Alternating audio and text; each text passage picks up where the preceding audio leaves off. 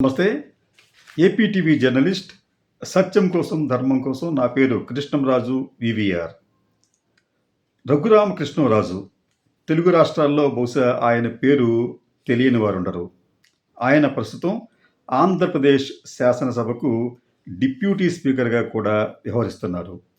అయితే చాలామందికి తెలియని విషయం ఏంటంటే ఆయన ఒకప్పుడు ప్రముఖ పారిశ్రామికవేత్తగా పేరు పొందిన సిరీస్ సుబ్బరాజు గారికి బంధువు అవుతాడు. కొంతకాలం పాటు ఈ రఘురామరాజు సిరీస్ సుబ్బరాజు గారి దగ్గర కూడా పనిచేశారు. ఎందుకు ఆయన ప్రస్తావన తేవాల్సి వచ్చిందంటే, సిరీస్ సుబ్బరాజు గారు నిష్కళంకుడు. ఆయన మీద ఎక్కడ ఎటువంటి ఆరోపణలు లేవు. ఒక చెప్పాలంటే ఆంధ్రప్రదేశ్లో తొలితరం పారిశ్రామికవేత్తల్లో ఆయన ఒకరు. ఆయన ఔషధాల తయారీ యూనిట్ను ఇక్కడ హైదరాబాద్లో కూడా, విజయవాడ, హైదరాబాద్లో కూడా నెలకొల్పారు. అయితే కార్మికులు కూడా చక్కటి క్రమశిక్షణతో ఆ ప్లాంట్లలో మెలిగేవారు. వారు వచ్చిన వెంటనే యోగా చేసేవారు, ధ్యానం చేసేవారు. ఆ తరువాత మాత్రమే విధుల్లోకి వెళ్ళేవారు. ఆ ప్లాంట్లోని పనిచేసే వారందరినీ కూడా సిరీస్ రాజు గారు తన పిల్లల్లాగా చూసుకునేవారు. ఆయన కూడా రాజకీయాల్లో ఉన్నప్పటికీ ఏనాడు కూడా వివాదాలకు ఆయన ఆస్కారం ఇవ్వలేదు. ఆయన ఒక తెల్లని మల్లెపువ్వులాగా ఉండేవారు. ఆయనతో నాకు పరిచయం కూడా ఉంది. అనేక సంవత్సరాల పాటు ఆయనతో నేను అనేక విషయాల్లో మాట్లాడుతూ ఉండేవాడిని కూడా. అటువంటి సిరీస్ రాజు గారికి బంధువైన రఘురామకృష్ణరాజు దానికి పూర్తిగా విరుద్ధమైన వ్యక్తిగా ఉన్నారు. తరచుగా వివాదాలు, సరే వివాదాలు వస్తూ ఉంటాయి, పోతూ ఉంటాయి, మర్చిపోవచ్చు. కానీ ఇప్పుడు ఇప్పుడు ప్రధానమైన ఒక ఇబ్బంది సిబిఐ రూపంలో ఎదురు కాబోతోంది. ఆయన బ్యాంక్ లోన్లను తీసుకొని వాటిని ఎగ్గొట్టారు, లేకపోతే బ్యాంక్ అకౌంట్లు మ్యానిపులేట్ చేశారు. ఇలా రకరకాల ఆరోపణలతో ఆయన మీద సిబిఐ ఛార్జ్ షీట్ కూడా దాఖలు చేసింది. ప్రధానంగా మనకి ఈ బ్యాంక్ లోన్లు అని చెప్పి అనుకుంటున్నాం మనం. అయితే ఈ స్కాముల్లోనే మరి ఇంకొక ఇంట్రెస్టింగ్ స్కామ్ కూడా ఉంది. అదేమిటంటే, నిజానికి సిబిఐ ఈయన మీద 2 ఎఫ్ఐఆర్లు నమోదు చేసింది. ఒక ఎఫ్ఐఆర్కి సంబంధించి దాదాపు 950 కోట్లు అయితే, మరో ఎఫ్ఐఆర్కి సంబంధించి దాదాపు 234 కోట్లు.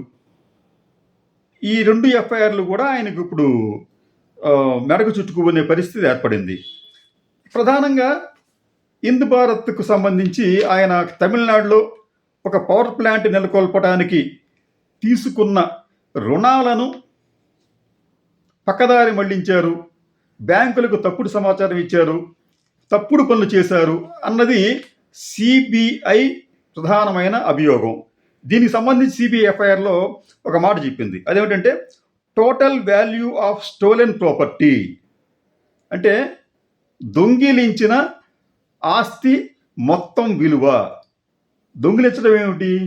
బ్యాంకు నుంచి రుణం తీసుకున్నారు. అయితే సిబిఐ ఏమిటంటే, నువ్వు రుణం తీసుకుని ఎక్కొడితే దానిని నువ్వు దొంగిలించినట్లుగానే భావిస్తామని చెప్పి వాళ్ళు ఏం చెప్పారంటే, total value of stolen property అని చెప్పి దాంట్లో అసెస్మెంట్ ప్రాథమిక అసెస్మెంట్ ప్రకారం 867 కోట్ల రూపాయలకి తేల్చారు. తర్వాత దాన్ని మళ్ళీ 900 కోట్ల రూపాయలకి పైనే పెంచారు. ఇక్కడ వరకు ఒక విషయం ఏంటంటే, ఆయన మీద ఎఫ్ఐఆర్లు ఉన్నాయి, బ్యాంకులకైనా మోసం చేశారు అనేది. అయితే ఈ మోసంలో ఇంకొక ఆసక్తికరమైన మోసం ఏమిటంటే కోల్ స్కామ్. ఆయన దాదాపు 300 మెగావాట్ల పవర్ ప్లాంట్కి, అది థర్మల్ పవర్ ప్లాంట్, విదేశాల నుంచి అదే దేశంలోని ముఖ్యమైన బాగా నాణ్యమైన బొగ్గుని దిగుమతి చేసుకోవడానికి ఆయనకి బ్యాంకులు లోన్లు ఇచ్చాయి. అయితే ఈ బొగ్గును ఆయన చాలా వరకు తెప్పించకుండానే, తెప్పించినట్లుగా ఇన్వాయిస్లు, బిల్లులు, రకరకాల పత్రాలని ఆయన తయారు చేయించి ఆ డబ్బులు కూడా స్వాహా చేశారు అన్నది ఈ సిబిఐ అభియోగం.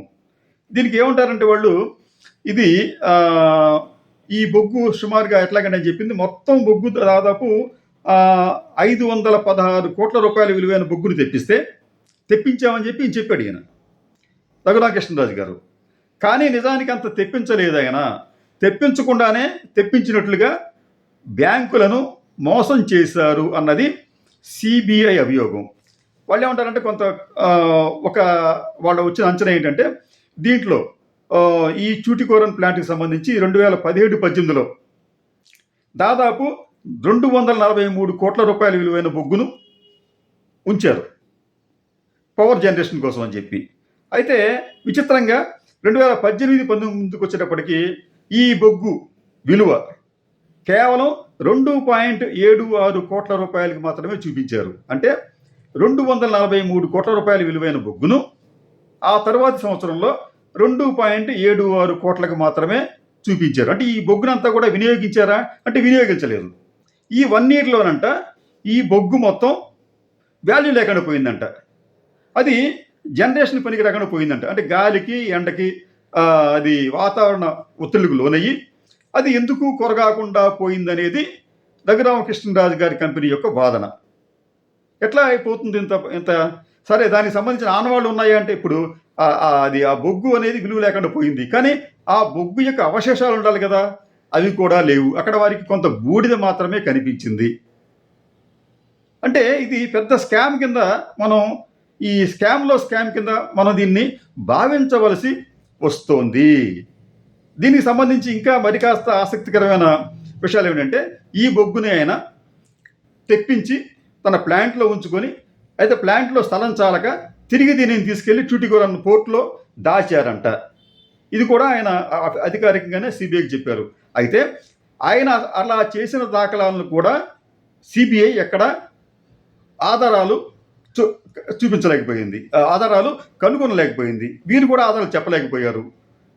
అసలు బొగ్గే రాకుండానే అది వచ్చినట్లుగా, ఆ వచ్చిన దాన్ని తిరిగి ట్యూటికోరన్ పోర్టుకి నిల్వ కోసం పంపినట్లుగా రఘురామకృష్ణరాజు చెప్పారు. ఇవన్నీ కూడా అవాస్తవాలు అని చెప్పి సిబిఐ నిర్ధారించింది. సరే, వాళ్ళు ఏమడిగారంటే దీనికి సంబంధించి మీకు బొగ్గు వస్తుంది కదా, దానికి వెయింగ్ రిసిప్ట్స్ మీ దగ్గర ఉన్నాయా అంటే ఈ కాంట అంటాం కదా మనం, ఈ పెద్ద పెద్ద లారీలను తెచ్చే ముందు ప్లాంట్లోకి వాటిని బరువు చూస్తారనమాట. ఆ బరువు చూడటానికి వాళ్ళు రిసిప్ట్స్ ఇస్తారు. ఆ రిసిప్ట్స్ మీ దగ్గర ఉన్నాయా అంటే రఘురామకృష్ణరాజు గారు ఆయన కంపెనీ ఒక విచిత్రమైన సమాధానం చెప్పారు. ఈ రిసిప్ట్స్ అన్నీ కూడా చెదలు తినేసినాయి అంట. కాబట్టి మా దగ్గర ఆధారాలు లేవని చెప్పన్నారు. సరే, మీ దగ్గర ఆధారాలు ఏమున్నాయంటే అయితే మా దగ్గర ఒక ఆధారం ఉందంటే మేము ఈ వెయింగ్ మిషన్స్కి సంబంధించి వాళ్ళ దగ్గర డిజిటల్ వెయింగ్ రికార్డ్స్ ఉన్నాయి అని చెప్పి అవి సబ్మిట్ చేశారు. దానిని సిబిఐ వారు ఫోరెన్సిక్ ఆడిటింగ్ చేస్తే ఆ దాంట్లో సమాచారం అంతా బోగస్ అని చెప్పి తెలిసింది. అసలు అటువంటి ఇది మన సాఫ్ట్వేరే లేదు అని చెప్పి కూడా వాళ్ళు నిర్ధారించారు. అంటే రఘురామకృష్ణరాజు గారు ఎందుకో కానీ ఆయన తప్పుల మీద తప్పులు చేసుకుంటూ సిబిఐకి అడ్డంగా దొరికిపోయారేమో అని చెప్పే భావన కలుగుతోంది. ఆయనే కాదు, ఇప్పుడు ఏమైందంటే ఆయనతో పాటు ఆయన భార్య, కుమార్తె, ఇతరులు కూడా ఈ స్కామ్లో ఇన్వాల్వ్ అయ్యారు. వారి మీద అభియోగాలు ఉన్నాయి. వారు కూడా రేపు రఘురామకృష్ణరాజు గారితో పాటు జైలుకు వెళ్ళవలసిన పరిస్థితి ఏర్పడింది. ఇదంతా రఘురామకృష్ణరాజు గారు తెలివితేటలు అపారంగా ఉన్నాయి ఆయనకి. మరి ఎంత అతి తెలివితేటలుగా చేశారా, లేకపోతే ఉద్దేశపూర్వకంగా బ్యాంకులు మోసం చేశారా? ఏం జరిగింది అక్కడ? రికార్డ్స్ని తారుమారు చేశారు. అంటే మీకు గతంలో సత్యం కంప్యూటర్స్ వారు రికార్డ్స్ని ఎట్లా తారుమారు చేశారు, ఎలాగా ఫోర్జరీ డాక్యుమెంట్స్ పెట్టారు, అలాగే సేమ్ అదే ప్యాటర్న్లో రఘురామకృష్ణరాజు గారు కూడా చేశారేమోనన్న అనుమానాలు కలిగే విధంగా ఈ స్కామ్ అనేది రూపాంతరం చెందింది. ఇంత జరిగినప్పటికీ కూడా రఘురామకృష్ణరాజు దీనికి సంబంధించి ఈ సిబిఐ సుప్రీంకోర్టు మీ మీద దర్యాప్తు చేయడానికి మీకు నోటీసు ఇవ్వాల్సిన అవసరం లేదని చెప్పినప్పటికీ కూడా ఈ రఘురామకృష్ణరాజు గారు ఇప్పటి వరకు కూడా ఎటువంటి కామెంటు చేయలేదు. సహజంగా ఏంటంటే ఆయనకు సంబంధించి ఎవరైనా ఏదైనా అంటే ఇమీడియట్గా ఆయన మీడియా ముందుకు వచ్చేస్తారు. అయితే గతంలో మనం చూసాం, రచ్చబండలు పెట్టి జగన్మోహన్ రెడ్డి మీద నిత్యం ఆయన ఏదో ఒక కామెంట్లు చేస్తూ వచ్చారు. మరి ఇప్పుడు మాత్రం ఎటువంటి ఆయన కామెంటు చేయలేదు. ఇక్కడ ప్రధానంగా ఏంటంటే రఘురామకృష్ణరాజు గారికి సంబంధించి ఆయనకి తెలివితేటలు బాగా ఉన్నాయన్న భావన చాలామందికి ఉంది. అయితే ఆయన ఇటువంటి పనులకు పాల్పడతారా అన్న అనుమానాలు కూడా చాలామందికి ఉన్నాయి. కానీ సిబిఐ మాత్రం ఆయన మోసం చేశాడు, దాదాపు 867 కోట్ల రూపాయల ప్రాపర్టీని దొంగిలించాడు అని చెప్పి ఆయన మీద ముద్ర వేస్తోంది. ఆంధ్రప్రదేశ్ డిప్యూటీ స్పీకర్గా ఉన్న వ్యక్తి మీద సిబిఐ అటువంటి ముద్ర ఎలా వేయగలుగుతుంది? వేస్తే ఈ ప్రభుత్వం ఏం చేస్తుంది? దీనికి సంబంధించి రఘురామకృష్ణరాజు గారికి అట్లాగే ఐపీఎస్ ఆఫీసర్ పివి సునీల్ గారికి ఒక వివాదం ఏదో నడుస్తూ ఉంది. ఆయన కూడా నిన్న మొన్న ఆయన సోషల్ మీడియాలోకి వేదికల్లోకి వచ్చి ఇటువంటి దర్యాప్తు జరుగుతున్న నేపథ్యంలో రఘురామకృష్ణరాజు వెంటనే రాజీనామా చేయాలని చెప్పి ఆయన డిమాండ్ చేశారు. ఇటువంటి స్వరాలు మరింత పెరిగే అవకాశం కూడా కనిపిస్తుంది. ఎందుకంటే రఘురామకృష్ణరాజు వలన కొంతమంది ఇబ్బంది పడ్డారు. ఆయన నోటి వాచాలత కావచ్చు, లేదా ఇంకోటి కావచ్చు, ఏమైనా కావచ్చు, ఇబ్బంది పడ్డారు. ఇప్పుడు వాళ్ళందరూ కూడా ఈయనకు సంబంధించి ఎక్కడెక్కడ లోపాలు ఉన్నాయని చెప్పి వెతికే ప్రయత్నం కూడా చేసే అవకాశం ఉంటుంది. రఘురామకృష్ణరాజు గారికి సంబంధించి ఈ సాక్షి కేసులో నేను కేసరి గారు అందరూ ఉన్నట్టుగా అప్పట్లో ఒక కేసును పెట్టారు. అమరావతి సంబంధించి నేనేదో కామెంట్ చేశానని చెప్పి. అయితే ఇమీడియట్గా రఘురామకృష్ణరాజు గారు ఈ వ్యవహారంలో జోక్యం చేసుకొని నాకు వ్యతిరేకంగా కొన్ని కామెంట్లు చేశాడు పర్సనల్గా. నేనేదో ఎక్కడ ఒక కంపెనీలో పనిచేసినప్పుడు పెద్ద ఎత్తున నిధులు దుర్వినియోగం చేశానని చెప్పి. అయితే అటువంటి అభియోగాలు ఏవి కూడా ఆ కంపెనీ ప్రతినిధులు ఎవరూ చేయలేదు. వారు సగౌరవంగా నాకు రిలీవింగ్ లెటర్ ఇచ్చి పంపించారు. ఆ విషయం తెలియదు ఆయనకి. అది తెలియకుండానే ఏదో కామెంట్ చేశాడు ఆయన. ఇట్లా ఏమవుతుందంటే తొందరపాటుతో ఆయన తీసుకుంటున్న నిర్ణయాలు కావచ్చు, అత్యుత్సాహంతో చేస్తున్న కామెంట్స్ కావచ్చు, చివరికి అవి ఆయనకే ఇబ్బందికరంగా మారుతున్న పరిస్థితులు కనిపిస్తున్నాయి. కాబట్టి ఏంటంటే ఇటువంటి స్కాములు చేయకుండా ఉండటమే ఉత్తమం. చేసి కూడా నా అంత నిజాయితీ పరుడు లేడు, నా అంత గొప్పవాడు లేడు, నా అంత లేకపోతే కార్యాచరణకు కూనుకునే వ్యక్తులు లాంటి వాళ్ళు ఎవరు లేరు అని ఒక బిల్డప్ ఇచ్చే ప్రయత్నాలు చేయడం అనేది అంత హోందాగా అనిపించదు.